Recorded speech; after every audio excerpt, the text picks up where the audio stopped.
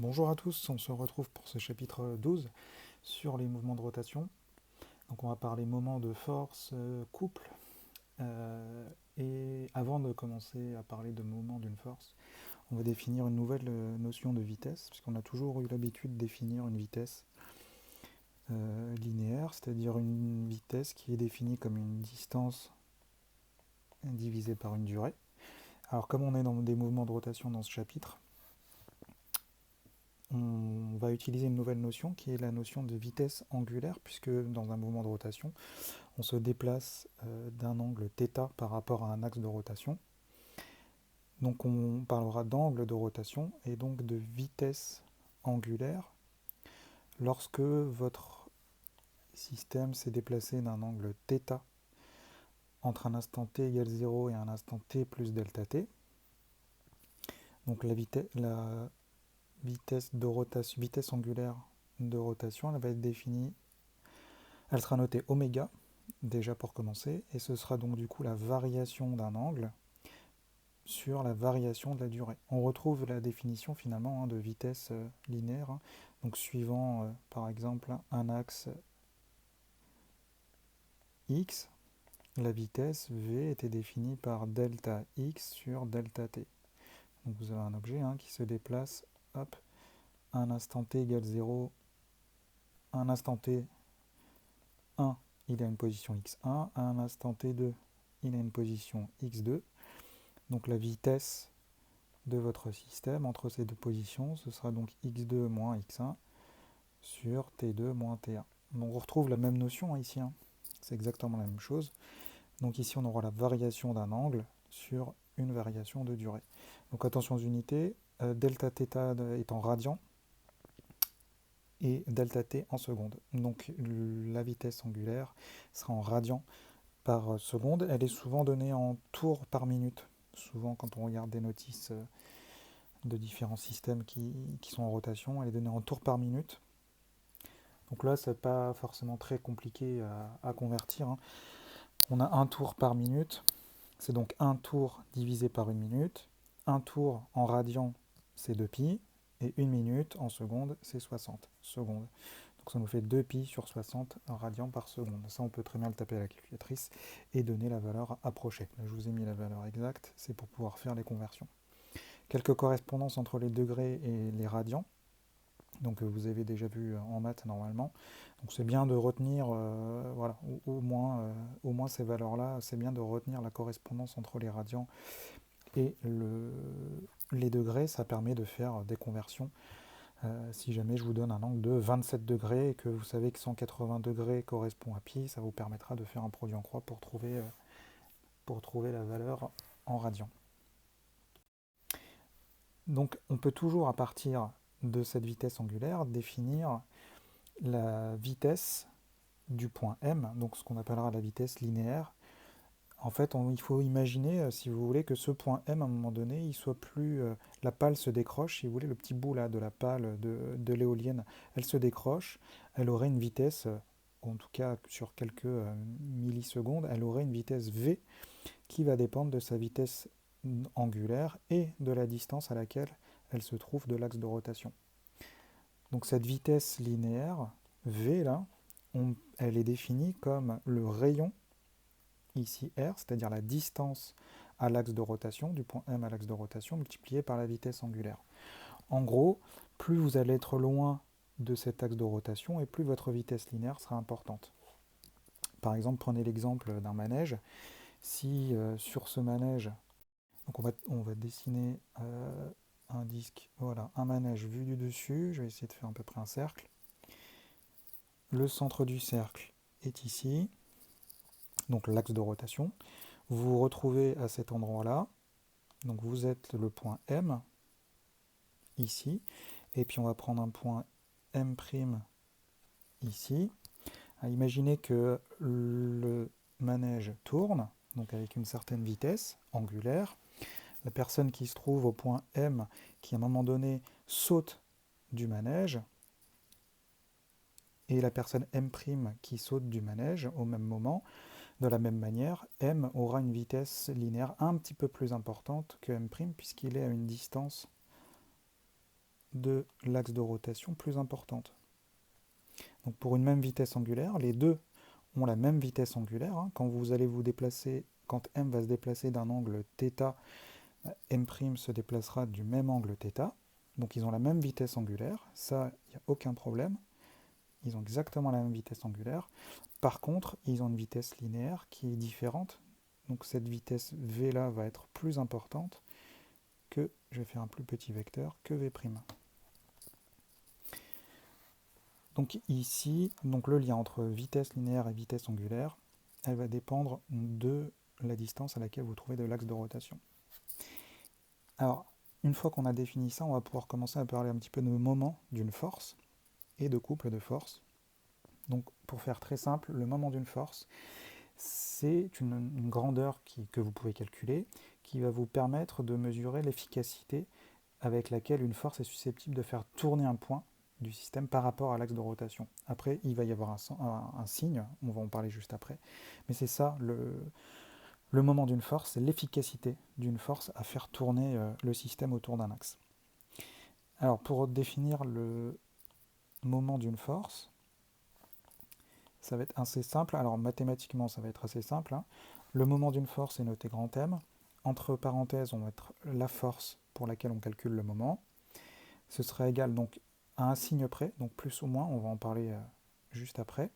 Donc la valeur de la force multipliée par une distance d qu'on appelle bras de levier. Alors le bras de levier, c'est la distance entre la droite d'action de la force, l'axe de rotation, delta, c'est cette droite qui sera perpendiculaire à la droite d'action qui passe par l'axe de rotation. Donc la droite d'action, je vous rappelle que c'est la droite qui définit le vecteur de notre force. Donc la droite d'action en pointillé et la flèche qui indique le sens. D'accord ? La flèche, elle indique un sens. Le trait que vous tracez, la droite que vous tracez pour votre vecteur, indique la droite d'action de la force. Donc la direction si vous préférez. Donc là, je la prolonge et je trace une droite perpendiculaire à cette droite d'action qui passe par l'axe de rotation. Cette distance-là est appelée bras de levier. Donc le moment de la force, F, que je vais renoter ici, donc le moment de cette force F va être donc défini par F fois D, donc la valeur de la force, fois cette distance-là. Donc au niveau du signe, et je vais vous expliquer d'où vient ce signe justement.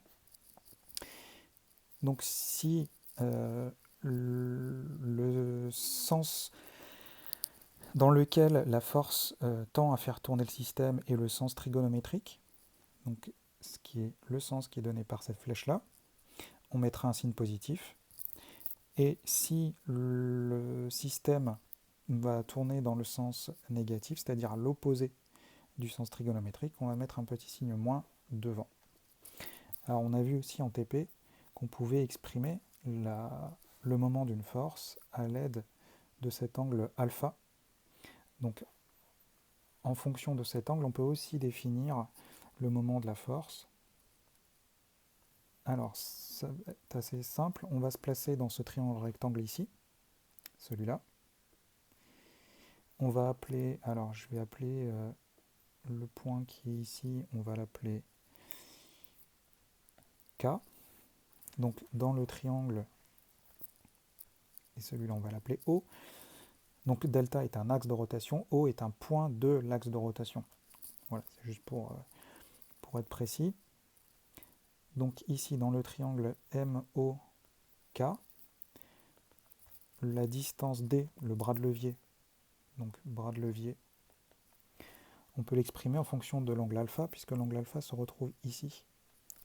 Donc ces angles sont opposés par le sommet. Donc ici on retrouve l'angle alpha, et on peut donc écrire... alors je ne vais peut-être pas vous écrire tout de suite en fonction de la distance D, on va déjà écrire le sinus de alpha, qui est donc égal au côté opposé. Donc ici, le côté opposé, c'est donc la distance bras de levier, divisé par l'hypoténuse, qui est donc la distance OM. Et donc ici, la distance bras de levier, le bras de levier sera égal à OM fois sinus alpha. Et OM ici correspond à la distance entre l'axe de rotation et le point d'application de la force. C'est ce qu'on a retrouvé en TP sur l'exercice que vous avez fait avec la barre accrochée au support. On retrouve exactement la même relation. Et vous vous retrouvez donc avec le moment de la force F, qui est donc égal à F fois OM fois sinus alpha. Et c'est donc le sinus de alpha qui va vous donner le signe du moment. Voilà d'où vient le signe. Donc si la force tend à faire tourner le système dans le sens trigonométrique, on indiquera un signe positif, et dans le cas inverse, un signe négatif. Donc ça, c'est ce que vous devez retenir, c'est plus ou moins F fois le bras de levier. Donc ce qui est délicat, c'est juste chercher ce fameux bras de levier dans les exercices. Quelques cas particuliers, et du coup vous allez comprendre avec cette histoire de sinus, qui est exactement la même formule. Donc quelques cas particuliers, donc si la droite d'action de F est perpendiculaire à la direction du bras de levier, donc c'est ce cas ici, ou ce cas ici, on dira que le moment est optimal, donc c'est l'efficacité la plus grande, puisque on remarque que du coup l'angle alpha il fait 90 degrés, sinus de alpha vaut 1, ce qui est donc le maximum. Donc on a bien un moment qui est maximal dans ce cas-là. Maintenant, le moment peut être nul, et ça on l'avait vu lorsque la droite d'action passe par l'axe de rotation, comme de ce cas-là ou ce cas-là. Là encore une fois, on peut l'expliquer avec le sinus. On a un angle alpha qui vaut 0, et donc du coup, sinus de 0 vaut 0. On a bien un moment qui est nul, et donc une efficacité qui est nulle. Alors un premier exemple, alors même si je parle de couple dans l'énoncé, on va voir ça comme un simple mouvement d'une force. Donc vous voulez desserrer un boulon à l'aide d'une clé à molette ici. Donc dans notre exemple, on applique dans la situation 1 une force F, donc perpendiculaire ici à la clé, et dans la situation 2, une force F avec un angle différent de 90 degrés par rapport à la clé. Donc dans les deux cas, la force vaut 130 newtons et la distance OA, donc de l'axe de rotation au point d'application de la force, vaut 35 cm. Donc pour chacune des situations, calculez le moment F de la force par rapport à l'axe de rotation. Donc première situation. Donc situation numéro 1. Donc ça va être la situation assez simple. On va chercher déjà le bras de levier, donc la distance entre la droite d'action. Donc on va faire la droite d'action. Donc je vais vous la tracer en pointillé comme dans l'exemple du cours. Et on va chercher la distance qui joint O à la droite d'action de façon perpendiculaire. Donc là vous remarquez directement que c'est OA qui est donc la droite qui passe par O et qui est perpendiculaire à la droite d'action. Cas particulier, F perpendiculaire à la droite OA. Donc ici, on écrit pour la situation 1 le moment de F qui est donc égal à F fois la distance bras de levier. Alors plus ou moins, alors là on fait tourner dans le sens trigonométrique, donc on sera sur un signe positif. Et on fait l'application en faisant attention aux unités, 130 newtons fois la distance en 35 cm, qui est le bras de levier. Donc 0,35 mètres. Donc ce qui nous fait 45,5 newtons mètres. C'est des newtons fois des mètres. Ensuite pour la situation numéro 2,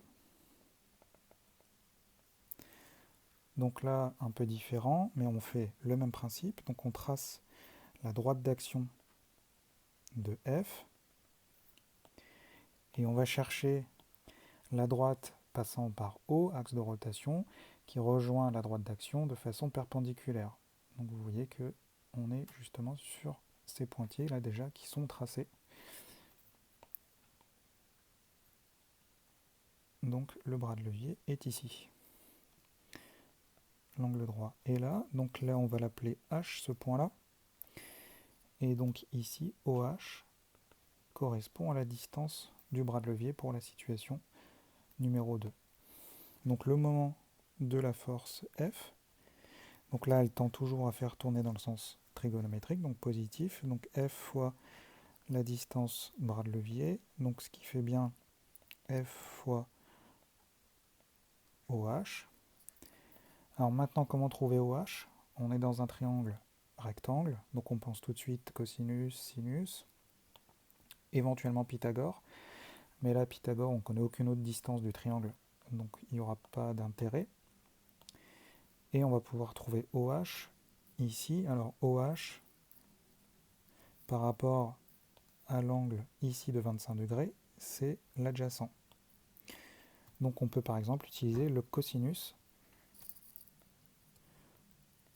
de 25 degrés, qui est donc le côté adjacent sur l'hypoténuse. Et l'hypoténuse ici est la distance OA, ce qui tombe bien puisqu'en plus on la connaît. Donc du coup, OH, c'est donc OA fois cosinus 25. Donc on a F fois OA fois cosinus 25. On réalise le calcul. On trouve une valeur de 41,2 Nm dans notre cas. Alors attention juste à vos calculatrices, 25 est en degrés. Donc comme vous utilisez un cosinus, il faut que votre calculatrice soit en degrés. Donc à en déduire la situation qui permettra de débloquer l'écrou. Alors la situation qui permettra de débloquer l'écrou, j'ai envie de vous dire que c'est les deux vont pouvoir débloquer l'écrou. Maintenant, la situation, on va dire, la plus favorable et la plus simple, c'est la situation numéro 1, qui va être la plus favorable. Donc c'est la plus favorable, c'est celle qui va être la plus efficace, puisque le moment est plus important. Alors on vient de voir le moment d'une force, maintenant ce qu'on appelle un couple. Alors c'est pas beaucoup plus difficile, les notions sont très proches. Ce qu'on appelle couple, c'est l'ensemble de deux forces, alors qui auront même intensité, donc même valeur, qui auront des directions identiques, donc les deux vecteurs seront parallèles, mais qui ont des sens opposés. Donc ici, il faut qu'en plus ces deux forces agissent sur deux points différents du système. Donc par exemple ici, dans le cas de cette clé pour desserrer un boulon, la main gauche applique une force F verticale vers le haut, donc verticale, la droite d'action elle est là, verticale vers le haut, perpendiculaire à la partie que je suis en train de vous montrer de la clé, et la main droite applique une force d'une direction identique, perpendiculaire à cette partie de la clé, mais par contre dans le sens opposé, donc vers le sol, elle vers le haut. C'est ce qu'on appelle un couple de forces.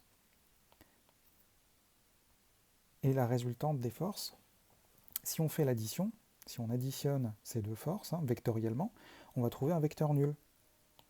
Puisque je monte d'une certaine valeur et je vais descendre, pour représenter ce vecteur f là, d'une même valeur, puisque les deux intensités sont égales.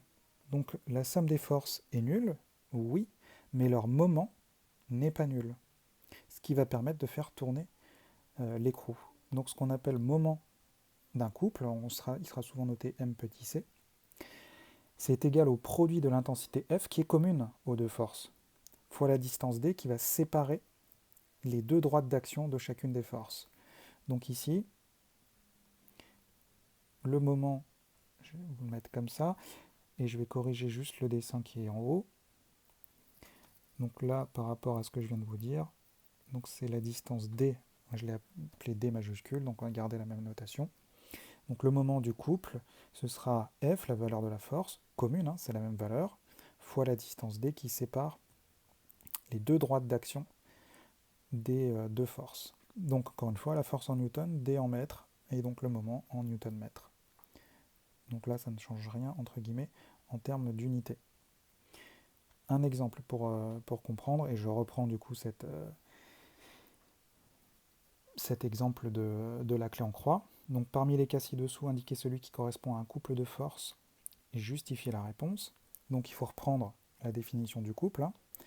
Donc il faut que l'intensité soit identique. Donc là on remarque que la longueur des deux vecteurs est différente, ce qui veut dire que l'intensité de F1 est différente de celle de F2. Donc ici, ça ne peut pas être ce qu'on appelle un couple de forces. Donc ici, dans le cas numéro 1, la norme de F1 est différente de la norme de F2. Donc ce n'est pas un couple. Dans la situation numéro 3, on remarque que la droite d'action de F1 et la droite d'action de F2 ne sont pas parallèles. Donc encore une fois, on va refaire les deux droites d'action.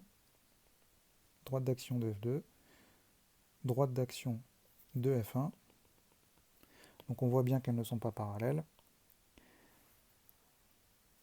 Donc les deux forces n'ont pas même direction.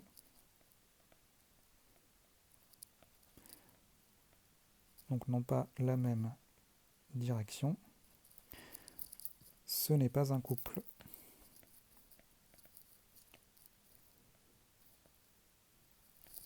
Dans la situation numéro 2, eh bien c'est un couple de forces, puisqu'il remplit toutes les caractéristiques de la notion de couple de force. Ensuite, on vous demande de déterminer l'intensité du moment du couple de force si la distance OA est égale à la distance OB. Alors O correspond à l'axe de rotation et vaut 35 cm. Quel est l'avantage de la clé en croix par rapport à la clé à molette? Eh bien, on va appliquer tout simplement la formule. Donc, le moment du couple, c'est donc la force F. Alors là, on fait tourner dans le sens trigonométrique, donc encore une fois, plus F, fois, alors là, attention, c'est la distance AB, c'est la distance entre les points d'application des deux forces. Donc il faut faire attention entre l'énoncé et ce que nous on a besoin. Nous on a besoin de AB, on nous donne OA et OB. Donc il faut faire attention ici. Donc 130 newtons pour la valeur de F. Ça n'a pas changé. Et c'est donc fois 0,70. 35 cm plus 35 cm. Donc on fait le calcul. On trouve un moment de 91 newton-mètres. Donc l'avantage de la clé en croix par rapport à la clé à molette, donc on a fait dans l'exemple juste avant, et bien l'avantage c'est que le moment du couple est 2 fois plus grand que celle du moment avec une force unique. Donc vous finalement vous avez une plus grosse efficacité, une plus grande efficacité avec une clé en croix, puisque vous avez un moment qui est ici de 91 Nm, alors que tout à l'heure on avait un moment de 45,5 Nm. Donc on a un moment qui est double, donc une efficacité qui est beaucoup plus importante. Donc là, l'intérêt de la clé en croix, il est là, c'est que ça vous permet d'avoir un couple beaucoup plus important, un moment beaucoup plus important qu'avec une simple clé à molette.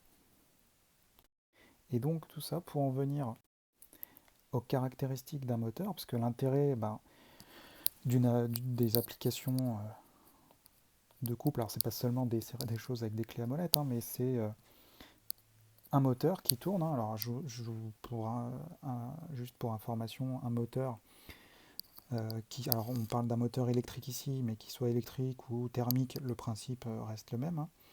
Vous avez un axe qui va permettre d'entraîner les roues, et donc vous avez donc un mouvement de rotation. Donc dans un moteur thermique, essence, diesel, il va être donné par les pistons qui font des allers-retours dans les culasses. Donc ces allers-retours par un jeu de bielle et d'engrenage vont faire tourner un axe et vont créer du coup un couple de force sur cet axe qui va permettre de faire tourner les roues. Donc ce qu'on appelle caractéristique d'un moteur électrique, ça va être un graphique qui va donner l'évolution du couple qui est fourni par le moteur électrique, alors qui n'est pas constant ce couple. en fonction de la vitesse de rotation du moteur électrique. Donc en fonction de la vitesse de rotation du moteur électrique, le couple en ordonnée, il ne sera pas toujours le même. Vous voyez qu'à un moment donné, on a un couple qui va être maximal pour une certaine vitesse de rotation.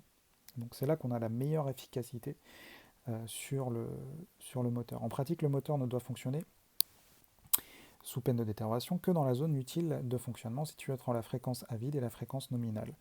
Donc voilà, il ne faut pas qu'il soit en sur-régime, hein, donc dans cette zone qui est ici, hein, pour une utilisation optimale, il faut qu'on soit dans cette zone ici de fréquence de rotation. Alors maintenant, l'intérêt d'un moteur, il ne faut pas imaginer qu'une voiture, hein. Donc on peut imaginer une grue, une pompe qui va permettre de soulever une charge. Donc il faut bien comprendre que cette charge, elle, exerce un couple de force, mais qui est résistant. Et pour pouvoir justement monter une charge, il va falloir fournir un couple au moins égal pour pouvoir monter un objet en hauteur, par exemple. Donc si vous voulez, si je prends l'exemple de la voiture, votre voiture, il va y avoir des forces de frottement au niveau de la carrosserie et des roues, donc ce qui crée du coup un couple de force résistant, et votre moteur, du coup, quand vous appuyez sur la pédale d'accélérateur, l'intérêt c'est d'avoir un couple moteur qui va vous permettre d'avoir une valeur au moins égale au couple de forces de frottement liées aux forces de frottement de l'air sur la carrosserie et du sol sur les roues. Donc ce qu'on peut faire, c'est tracer le couple résistant de la charge, et l'intersection entre les deux courbes correspond au point de fonctionnement. Si votre graphique ne présente pas de point d'intersection, hein, si votre couple résistant de la charge ne croise pas à un moment donné le couple moteur, c'est que le moteur n'est pas adapté à la charge. Ça peut être une des raisons. Et donc il faut trouver un moteur avec une caractéristique qui soit adaptée à la charge. Donc le point de fonctionnement correspond à l'intersection entre la caractéristique mécanique du moteur et la caractéristique du couple résistant de la charge. Donc c'est tout ce que vous avez à retenir. C'est ce fameux point de fonctionnement entre le couple moteur et le couple résistant de la charge. Voilà sur ce qui est la notion de mouvement de rotation et puis de couple de façon très simple. On n'est pas trop entré dans les détails. Voilà ce qu'il faut retenir, et je corrigerai quelques exercices dans une prochaine vidéo.